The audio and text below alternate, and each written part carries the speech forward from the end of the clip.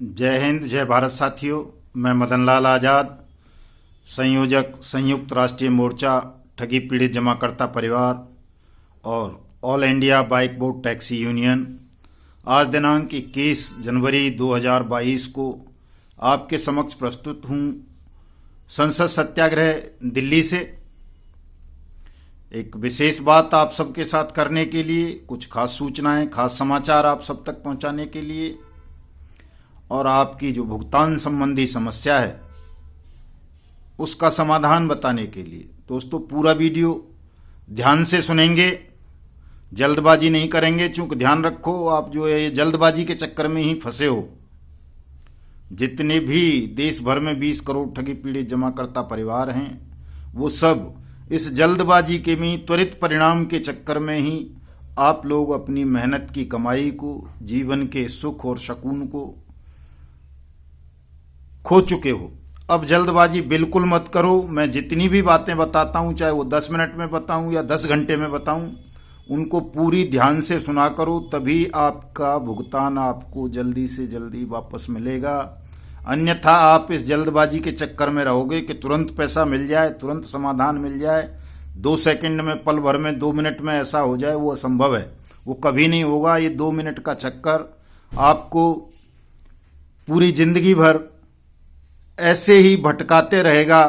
आप भटकते रहोगे कि यहाँ से नहीं, यहाँ से मिल जाएगा, यहाँ से मिल जाएगा, ऐसे मिल जाएगा, अब मिला, कल मिला, परसों मिला, लेकिन ये कल, ये परसों, अब और कल आपकी जिंदगी को नरक बना देगा, जितनी बची हुई है उसको भी। इसलिए इस नारकीय जिंदगी से आपको मुक्ति चाहिए, आपको अपनी मेहनत की डूबी हुई रकम वापस चाहिए। तो उसके लिए आपको एक लंबी लड़ाई की आवश्यकता पड़ेगी, एक बेहतर योजना बनाने की आवश्यकता पड़ेगी, एक बड़े राष्ट्रव्यापी आंदोलन की आवश्यकता पड़ेगी। और वो केवल बातों से खड़ा नहीं हो जाएगा, सब कुछ बातों से बड़ा आंदोलन नहीं हो जाएगा, केवल बातों से आपका भुगतान आपको नहीं मिल जाएगा। इसलिए जो भी ठगी पीड़ित जमाकर्ता लोग हैं, चाहे वो किसी भी कंपनी के हों, मैंने जो लिस्ट बनाई है, वैसे बहुत सारे लोग मुझसे बात करते हैं, लेकिन मैं आज आपको जो मुख्य कंपनीज या सोसाइटीज़ के लोग मुझसे बात करते हैं या जो मेरे साथ जुड़ चुके हैं, मैं उनके नाम बता देता हूं आज। सबसे पहले आपको ध्यान से सुन लेना, ये मत कहना कि साहब मेरा नाम नहीं लिया, मेरा नाम नहीं लिया। अगर सब लोग चाहते हो कि सबका ही नाम लिया जाए तो तमाम साथी हमारी जो संसद सत्याग्रह की कोर कमेटी है उसके मेंबर बनिए, फीस दे करके मेंबर बनिए और डेली कोर कमेटी ग्रुप में चर्चा कीजिए, ताकि वो तमाम नाम दिमाग में घुस सकें, याद रहें, उनको ठीक से उन पर कार्रवाई कर सकें। तो मैं इन सबके नाम बताता हूं और आप सबको जिनके भी मैं नाम बोलूंगा, इन कंपनीज के या कोऑपरेटिव सोसाइटीज के जो भी ठगी पीड़ित जमाकर्ता परिवार या लोग हैं, वो सब अपनी अपनी कानूनी कार्रवाई अवश्य कंप्लीट करेंगे। कानूनी कार्रवाई के लिए एक फॉर्मेट मैंने तैयार किया है। उस फॉर्मेट में आपको अपना नाम, अपना पिता या पति का नाम, अपनी एज, अपना एड्रेस, अपना कॉन्टैक्ट नंबर, आपका कितना इन्वेस्टमेंट था, किस कंपनी में था, उसने क्या आपको प्रलोभन दिया था, क्या झांसा दिया था, उसकी क्या स्कीम थी, ये ब्यौरा भर के उसी फॉर्मेट में आपको अपने थाना अधिकारी को और अपने जिलाधिकारी को अवश्य भेजना है, ताकि जब भी भुगतान की प्रक्रिया आरंभ हो, जब भी ये भुगतान संबंधी कानून लागू हो, तो आप ये दावा कर सको, ये सिद्ध कर सको, ये बता सको शासन को, प्रशासन को, सरकार को, अथॉरिटीज को कि आप भी विक्टिम हैं और आपने अपनी ये शिकायत अपने थाने को भेजी थी, अपने डीएम को भेजी थी, इसलिए आपका भुगतान भी आपको मिलना चाहिए। वो बहुत जरूरी है, क्योंकि बहुत सारे करोड़ों लोगों ने आज तक कोई शिकायत कहीं भी दर्ज नहीं कराई है। उन लोगों का पैसा निश्चित रूप से डूब जाएगा यदि वो लोग अपनी इतनी सी भी कार्रवाई नहीं करेंगे। तो ये मुफ्त की कार्रवाई है दोस्तों, इसमें कोई पैसा खर्च नहीं करना है किसी को। केवल रजिस्ट्री या स्पीड पोस्ट में जो भी पैसा खर्च होगा, या आपके नजदीक थाना है या जिलाधिकारी का कार्यालय, तो पैदल या बस से या साइकिल से, बाइक से, कार से, जैसा भी आपके पास साधन है, आप जाकर के अवश्य दे दें अपने अपने लोकल थाने में और अपने अपने डीएम को ये लेटर। उसका लिंक मैं इसके नीचे दूंगा, वीडियो डिस्क्रिप्शन के फेसबुक पर है वो, वहां से आप उसे कॉपी कर सकते हैं, या व्हाट्सएप ग्रुप में आप पर्सनल पे मुझसे मैसेज डाल करके मुझे मेरे व्हाट्सएप नंबर पर मुझसे भी मंगा सकते हैं, हमारे दूसरे साथियों से भी मंगा सकते हैं। तमाम व्हाट्सएप ग्रुप, हमारे जो भी 150-200 व्हाट्सएप ग्रुप हैं, उनमें सब में वो लेटर मौजूद है, वहां से आप ले सकते हैं। नहीं तो फेसबुक से ले लेंगे, उसका लिंक दे दूंगा। मेरे ट्विटर हैंडल से ले लेंगे, वहां भी उसका लिंक आपको इसके नीचे मिल जाएगा। मेरा व्हाट्सएप नंबर नोट कर लो आप सब साथी, 7827581213। और दोस्तों, उदासीन होने की आवश्यकता नहीं है, किसी को भी तनाव मत लो। बहुत तनाव ले लिया है, बहुत उदासीन हो आप लोग, इसको त्याग दो। क्योंकि ये बड़ी लड़ाई है, लंबी लड़ाई है, ठगों के साथ लड़ाई है, और ठग बहुत ताकतवर हैं। इनसे आप उदासीनता से लड़ोगे, उत्साह को खोकर लड़ोगे तो कभी नहीं जीत पाओगे। आपको संपूर्ण जोश, खरोश, होश, हवास और उत्साह के साथ मुस्कुराते हुए इस लड़ाई को लड़ना है। क्यों लड़ना है? क्योंकि एक तो ये आपके जीवन से जुड़ी हुई लड़ाई है कि आपकी मेहनत की कमाई को इन ठगों ने बारी बारी से हड़पा है। दूसरे, उससे भी कहीं ज्यादा महत्वपूर्ण बात यह है कि आज जो हमारे देश की स्थिति है वो ये है कि पूरे देश को ठगों ने अपना गुलाम बना लिया है। देश का प्रत्येक तीसरा व्यक्ति किसी न किसी ठगी स्कैम का शिकार बन चुका है। वो ठगी पीड़ित है, जमा करता है, उसकी मेहनत की कमाई किसी न किसी कंपनी या सोसाइटी या वित्तीय संस्थान में डूब चुकी है। इसलिए इस लड़ाई को आप तमाम लोग गंभीरता से लें। ये केवल आपकी धन वापसी की लड़ाई नहीं है, ये हमें अपने पावन पवित्र प्यारे देश को ठगों की गुलामी से मुक्त कराने की भी लड़ाई है। और ये करनी पड़ेगी दोस्तों, क्योंकि जो प्रकृति के संदेश हैं, जो ईश्वरीय संदेश हैं, उन्हें हमें समझना पड़ेगा। ये जो 20 करोड़ परिवारों के साथ योजनाबद्ध ढंग से बारी बारी से ठगी हुई है और इतने लंबे समय तक होती रही है कि 1978 से लेकर आज तक हो रही है, अभी भी चल रही है। बहुत सारी ठग कंपनी और कोऑपरेटिव सोसाइटी आज भी कर रही हैं। सहारा इंडिया जैसा कर रहा है, जिसमें मतलब 22 चल रहा है, पूरे 10 साल होने जा रहे हैं, पेमेंट ना हुए लोगों का भुगतान लंबित है 2012 से। उसके बावजूद भी लोग सहारा इंडिया की कोऑपरेटिव सोसाइटीज में, क्यूसॉप वगैरह में या और दूसरी स्कीम्स में पैसा निवेश कर रहे हैं, पैसा जमा कर रहे हैं। तो आप समझ सकते हैं कि आज भी कितने बड़े स्तर पर देश भर में ठगी हो रही है। और वो इसलिए हो पा रही है क्योंकि ठगों ने पूरे देश को अपना गुलाम बना लिया है। पूरा प्रशासनिक सिस्टम ठगों के कब्जे में है, पूरी असेंबलीज और पार्लियामेंट को ठगों ने अपने कब्जे में कर लिया है, यहां तक कि न्यायपालिका भी ठगों के कब्जे में है। जब कोई ठग जमानत मांगता है तो उसे तुरंत जमानत मिल जाती है। 2014 से पहले की स्थिति ये थी कि कोई भी हाई कोर्ट देश का या सुप्रीम कोर्ट और डिस्ट्रिक्ट कोर्ट भी किसी ऐसे व्यक्ति को जमानत नहीं देते थे जो किसी ठगी स्कैम में संलिप्त रहा हो और उसने पीड़ितों का, जमाकर्ताओं का पैसा वापस ना कर दिया हो या उतना पैसा उसने कोर्ट की ट्रेजरी में जमा ना कर दिया हो। उससे पहले किसी भी ठग को कोर्ट जमानत नहीं देते थे। लेकिन आज करोड़ों के घपले करने के बावजूद, लाखों लोगों की मेहनत की कमाई को लूट लेने के पश्चात भी ठगों को सुप्रीम कोर्ट भी और हाई कोर्ट्स भी और ट्रायल कोर्ट भी धड़ाधड़ जमानत दे देते हैं। वो खुले घूमते हैं, उनका कुछ नहीं बिगड़ता। सहारा इंडिया का मालिक सुब्रत राय सहारा इसका सबसे बड़ा उदाहरण है। बाइक बोट का विजेंद्र सिंह हुड्डा, विजय कुमार शर्मा और भसीन इसके उदाहरण हैं, और बहुत सारे हैं। साइंस सिटी का राशिद नसीम और राधा माधव कॉरपोरेशन लिमिटेड का मितेश अग्रवाल, जेकेवी का अनूप सिंह, टॉप राइड का जीत चौधरी, स्ट्रीट हॉक्स का विष्णुकांत तिवारी, हमारा वाहन का मृत्युंजय सिंह और वो हेलो राइड का अभय कुशवाहा और जी गो बाइक का सैन और क्या बोलते हैं अनिल सेन और उसका कैची पिक्सल का अशोक शर्मा। ये और बहुत सारे इस तरह के उदाहरण हैं। नवजीवन के हैं, संजीवनी के हैं, उसके समृद्ध जीवन के हैं, ट्रिनिटी कोऑपरेटिव क्रेडिट के हैं, उसके भी अपराधी खुले घूम रहे हैं, रमाकांत शर्मा वगैरह। और बहुत सारे इस तरह के उदाहरण हैं कि ठग खुले घूम रहे हैं। कोर्ट की मेहरबानी से ये जो सहारा इंडिया का मालिक है सुब्रत राय, जिसने 10-12 करोड़ लोगों के साथ ठगी की है, कर रहा है आज भी, वो 2016 से लगातार पैरोल पर है सुप्रीम कोर्ट से। और कई सारी ट्रायल कोर्ट उसके NVW नॉन वेलेबल वारंट जारी कर चुकी हैं। अभी उसका सिद्धार्थनगर कोर्ट ने नॉन वेलेबल वारंट जारी किया है। उससे पहले गुना के कोर्ट ने उसका जो है नॉन वेलेबल वारंट इशू किया, उसकी पूरी फैमिली का। और इस तरह के बहुत सारे NVW उसके हो रखे हैं, लेकिन उसको अरेस्ट करके जेल में नहीं भेजा जा रहा।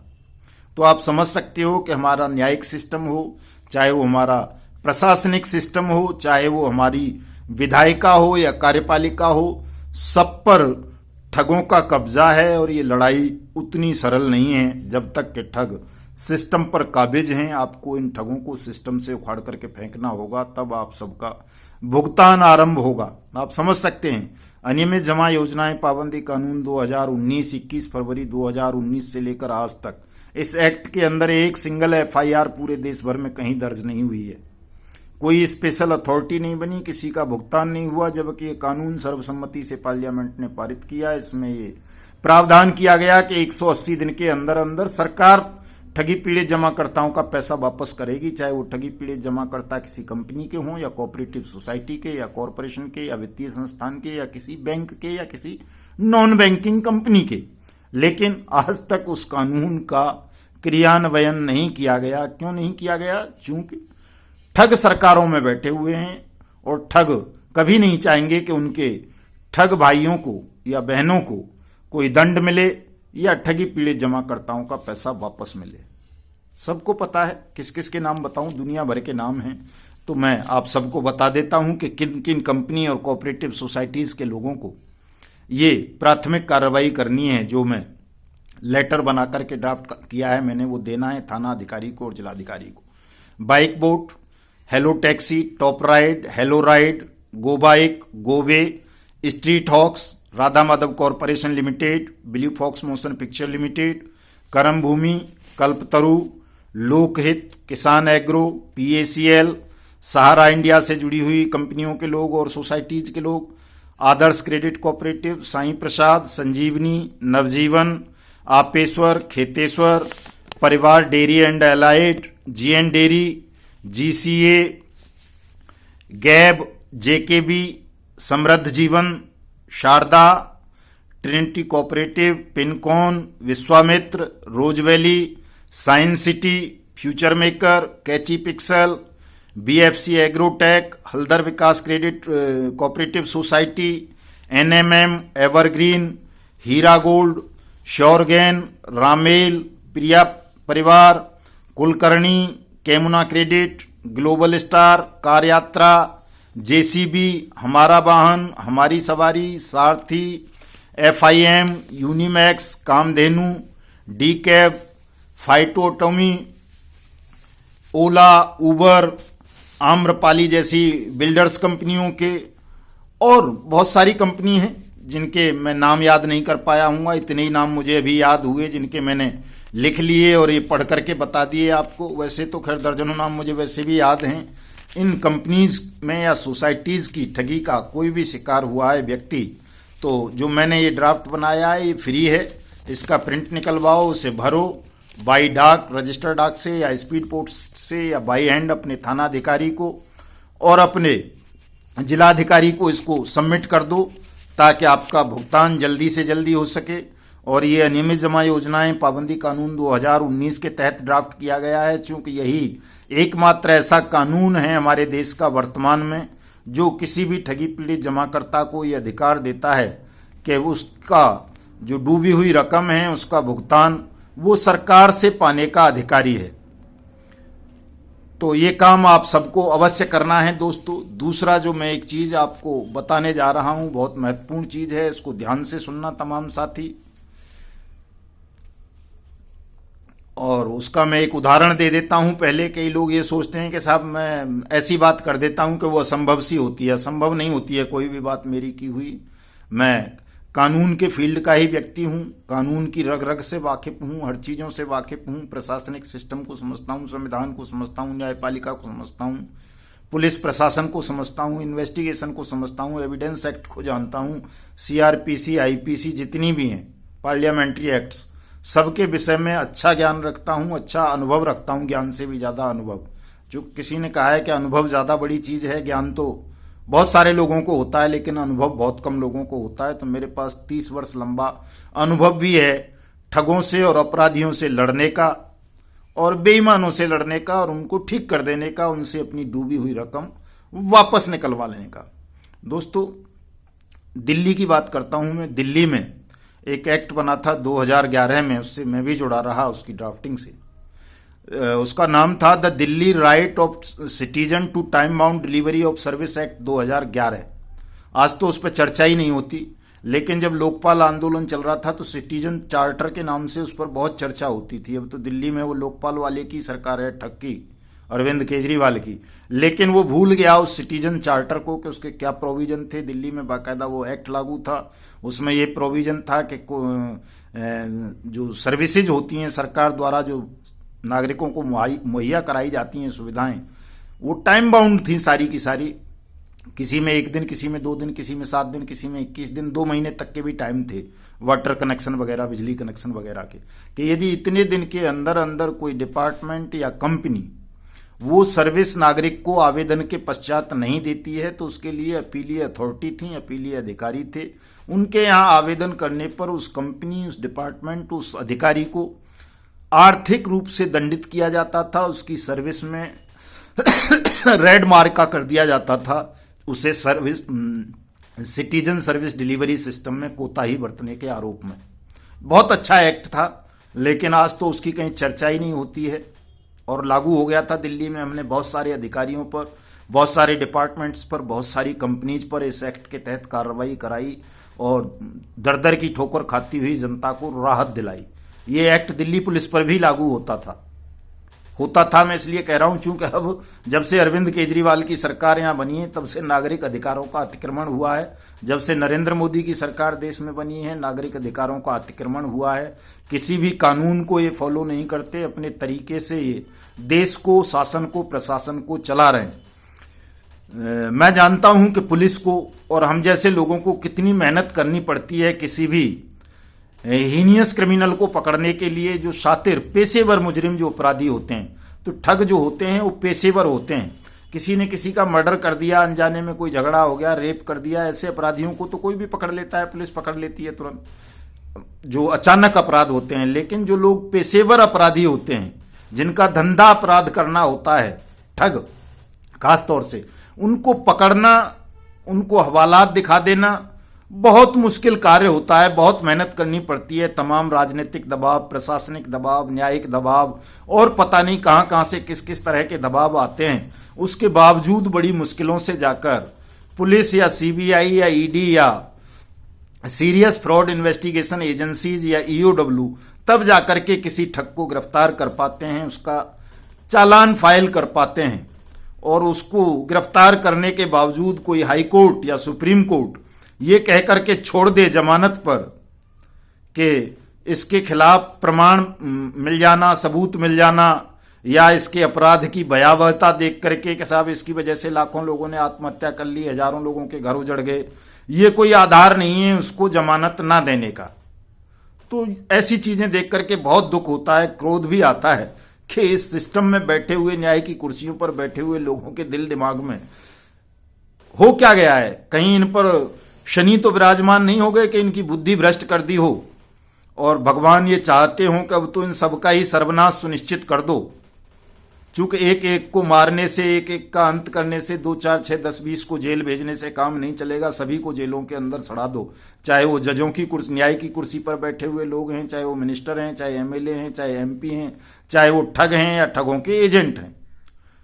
तो कभी कभी मुझे ऐसा लगता है और ऐसा आभास भी होता है कि नहीं, शायद परमात्मा उसी ओर हमारे देश को कम से कम लेकर के चल रहे हैं, इसीलिए इनकी मति भ्रष्ट हो गई है। न्याय की कुर्सियों पर बैठे हुए लोगों की बुद्धि भ्रष्ट हो चुकी है, इसीलिए ये न्याय की कुर्सियों पर बैठकर न्याय नहीं कर रहे, अन्याय कर रहे हैं। इन्हें उन 20 करोड़ ठगी पीड़ित जमा करता परिवारों की पीड़ा, दुख, दर्द जरा सा भी महसूस नहीं हो रहा, जिन लाखों परिवारों ने अपने परिजनों को खो दिया है, आत्महत्याएं कर ली हैं। 1200 फौजी हमारे bike Bot Hello Taxi Top ride scam में फंसकर सुसाइड कर चुके हैं। कितने ही बेचारे बुजुर्ग हमारे एक एक पैसे के लिए मोहताज हैं, जो रिटायर्ड कर्मचारी थे, अफसर थे, पेंशनर्स थे, और ऐसे ऐसे लोगों को ठगी का शिकार बनाया गया है। आईबी देश की सर्वोच्च एजेंसी होती है, खुफिया एजेंसी, उसके एक assistant director bicoid taxi scam में ठगी का शिकार बने। कई सारे आईपीएस बने, कई आईएएस बने हैं साइंस सिटी में ठगी का शिकार। कई सारे जज बने हैं कई सारे स्कैम्स में, और रिटायर्ड जजों की तो पूछो ही मत के कितने रिटायर्ड जज और वकील जो हैं इन कोऑपरेटिव सोसाइटियों में ठगी का शिकार बन चुके हैं। दोस्तों इन तमाम समस्याओं का इलाज, उपचार, कि आपके भुगतान की समस्या का उपचार, वैसे तो अनियमित जमा योजनाएं पाबंदी कानून में है कि 2 से 3 गुना तक आपकी जो जमा राशि है उसका पैसा आपको 180 दिन में सरकार को वापस कर देना चाहिए, लेकिन ये सरकार सुन नहीं रही है। उस कानून पर किसी का ध्यान नहीं है, कोई पॉलिटिकल पार्टी भी नहीं बोलती है, कोई कोर्ट उसको संज्ञान नहीं ले रहा, कुछ नहीं हो रहा। मैंने खुद कई सारी रिट जो है सुप्रीम कोर्ट में इस विषय को लेकर के फाइल की हैं, लेकिन वो हियरिंग पे ही नहीं आती, लिस्ट भी नहीं होती हैं। चूंकि उनसे न्याय की कुर्सी पर बैठे हुए लोगों को भी भय लगता है, चूंकि उनके लोग भी तो ठग हैं, वो भी तो ठगी करवाते हैं, वो भी तो फटीक लेते हैं तमाम ठगों से। मैं बड़ा खुल के बोल रहा हूं आज दोस्तों, इसलिए बोल रहा हूं चूंकि मुझे पता है कि अब संपूर्ण क्रांति का आगाज होने जा रहा है, और बिना संपूर्ण क्रांति के हम अपने देश को ठगों की गुलामी से मुक्त नहीं कर पाएंगे। तो इसके लिए चाहे हमें जेल जाना पड़े, जिल्लत उठानी पड़े, फांसी के फंदे पर चढ़ना पड़े, तो देश तो तभी आजाद होता है जब कुछ लोग जेलों में जाते हैं, कुछ लोग फांसी के फंदे पर लटक जाते हैं, और कुछ लड़ते लड़ते अपने प्राणों का बलिदान कर देते हैं। तो करना पड़ेगा मेरे जैसे कुछ लोगों को, तो कोई करे या न करे मुझे तो करना ही पड़ेगा कि या तो 20 करोड़ लोगों का भुगतान होगा, नहीं तो मुझे तो अपना बलिदान देना ही होगा। उससे पहले मैं ये संसद सत्याग्रह भुगतान आंदोलन वापस नहीं लूंगा। सरकार बहुत सारे झांसे दे रही है, बहुत सारे संदेश आ रहे हैं सरकार के कि जी संसद सत्याग्रह वापस ले लो, पहले भुगतान फिर मतदान की लड़ाई को वापस ले लो, इस नारे को आप, और सरकार बात करेगी, हम भुगतान पर बात करेंगे। लेकिन मैं सरकार के इस झांसे में आने वाला नहीं हूं, चूंकि मुझे कल ही मेल आए हैं ट्विटर इंडिया के, फेसबुक के, इनके सबके, कि सरकार ने बहुत सारे पत्र हमारे पहले भुगतान फिर मतदान के संदर्भ में इसको बैन करने के लिए, और 2 लाख सैनिकों से ठगी वाला जो हमारा हैशटैग था उसको लेकर के ट्विटर को, फेसबुक को इनको लिखे हैं कि इनको ब्लॉक कर दिया जाए, युगांतर न्यूज को, मदन लाल आजाद की फेसबुक आईडी को, और इसके तमाम चीजों को मोबाइल फोन मेरा रिकॉर्डिंग में डाल दिया है। बहुत सारी चीजें इन्होंने कर रखी हैं। तो मैं समझ सकता हूं कि ये जो सरकार मुझे झांसे दे रही है, एक तरफ संसद सत्याग्रह वापस ले लिया जाए, पहले भुगतान फिर मतदान का नारा वापस ले लिया जाए, उस संकल्प से हम पीछे हट जाएं, तब सरकार बात करेगी, और दूसरी तरफ हमारे खिलाफ एक षड्यंत्र रचा जा रहा है कि जो हथियार है हमारे पास सोशल मीडिया का, उससे भी हमको वंचित करने का षड्यंत्र सरकार और सरकार की एजेंसियां कर रही हैं। उत्तर प्रदेश की जो पुलिस का साइबर सेल यूनिट है उसने भी पत्र लिखा है ट्विटर इंडिया को हमारे खिलाफ। तो मैं तो ओपन में बैठा हुआ हूं, जिसको जो पूछना है, गिरफ्तार करना है, कर लें आकर के। मैं कोई भाग थोड़ा ही रहा हूं, मैं कोई छुपा हुआ थोड़ा ही हूं, भूमिगत थोड़ा ही हूं, कोई ठग थोड़ा ही हूं, एक सत्याग्रही हूं, और खुला चैलेंज है मेरा तो कि या तो भुगतान करोगे आप 20 करोड़ ठगी पीड़ित जमाकर्ता परिवारों का, नहीं करोगे तो मैं इन्हें इतना जगा दूंगा 20 करोड़ ठगी पीड़ित जमाकर्ता परिवारों को कि ये सत्ता में बैठे हुए बेईमान लोगों को, ठगों को सत्ता से उखाड़ करके फेंक देंगे। और इसमें जितना भी समय लग जाए, साल, 2 साल, 3 साल, 5 साल, 6 साल, 10 साल, कोई बात नहीं। आजादी की लड़ाई है तो उसमें इतना समय तो लगता ही है, कोई जल्दबाजी मुझे तो है नहीं। कल के हालात देख करके मुझे अब कोई जल्दबाजी नहीं है दोस्तों। आपको है जल्दबाजी तो फिर आप तमाम लोग इकट्ठे हों, एकजुट होकर के हल्ला बोलें और अपने इसी अभियान को चालू करें, पहले भुगतान फिर मतदान वाले को। और एक नई डिमांड और आज जोड़ दें, वैसे तो नई नहीं है, वो मैं पहले भी कहता रहा हूं, राष्ट्रपति को जो मेमोरेंडम देता हूं मैं उसमें भी कहता हूं कि अनियमित जमा योजनाएं पाबंदी कानून में संशोधन किया जाए। लेकिन मैं उसका आज नाम भी क्लियर कर देता हूं कि वो नाम क्या है। वो नाम है दोस्तों, हमें एक नए एक्ट की क्या है, इसी को पार्लियामेंट्री एक्ट को ही संशोधित करा के इसे नया नाम दिलाना है, कुछ नए प्रोविजन इसमें करवाने हैं।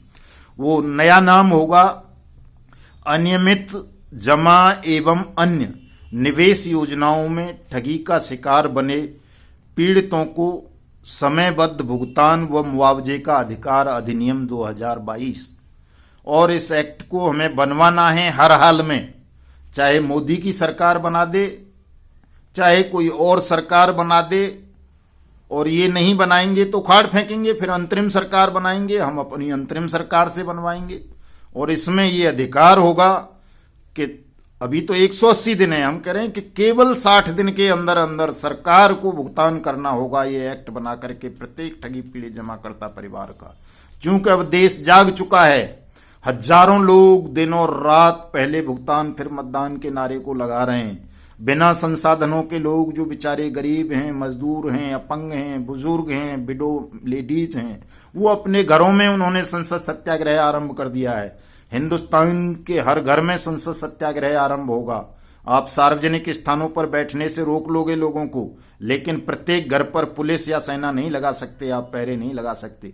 प्रत्येक घर संसद सत्याग्रह में बदल जाएगा और इस ठग सिस्टम को, ठग साम्राज्य को, बेईमान सिस्टम को उखाड़ कर फेंक देगा, नेस्तनाबूद कर देगा।